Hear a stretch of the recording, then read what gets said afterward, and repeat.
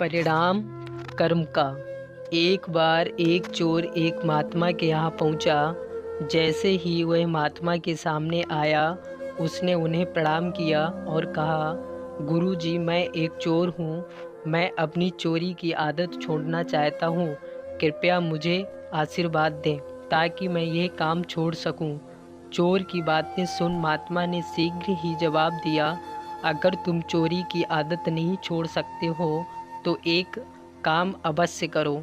चोरी करने के तुरंत बाद अपने गुनाहों को उन लोगों के सामने स्वीकार कर लो जिनके यहाँ तुमने चोरी की है, या फिर जिनके यहाँ तुम चोरी करने के इरादे से गए हो। पहले तुम उन्हें यह बता दो। अगले दिन चोर एक घर में जैसे ही वह वहाँ रखे आभूषणों को अपनी थैली में रखने लगा, उसे गुरुजी की कही बात याद आ गई।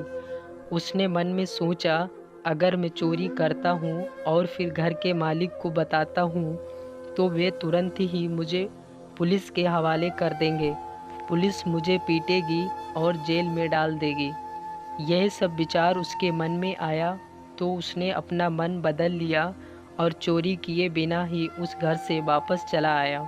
इसके बाद उसने चोरी करने की बहुत कोशिश की, पर सज़ा के डर से वह एक बार भी ऐसा नहीं कर पाया। वह गुरुजी के पास वापस लौटा और कहा, आपने ये कैसी सलाह दी मुझे? अगर मैं जानता हूँ कि मुझे चोरी की बात घर के मालिक को बतानी है तो ऐसे ही मैं चोरी कैसे कर पाऊँगा? गुरुजी ने जवाब दिया, मैंने तुम्हें ये सलाह इसलिए दी ताकि तुम काम करना छोड़ दो। जब तुम्हें मेरे शब्द याद आए तो तुम सावधान हो गए।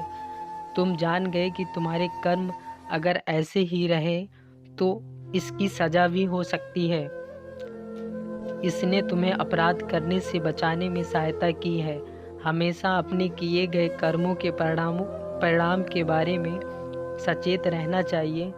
जब तुम कुछ गलत नहीं करोगे, ज़्यादातर लोग जागरूकता की कमी के कारण गलत कार्य करते हैं। इसलिए किसी भी कार्य को करने से पहले हमें उसके परिणामों के बारे में अवश्य सोचना चाहिए। प्लीज़ हमारे चैनल को सब्सक्राइब ज़रूर करें। धन्यवाद।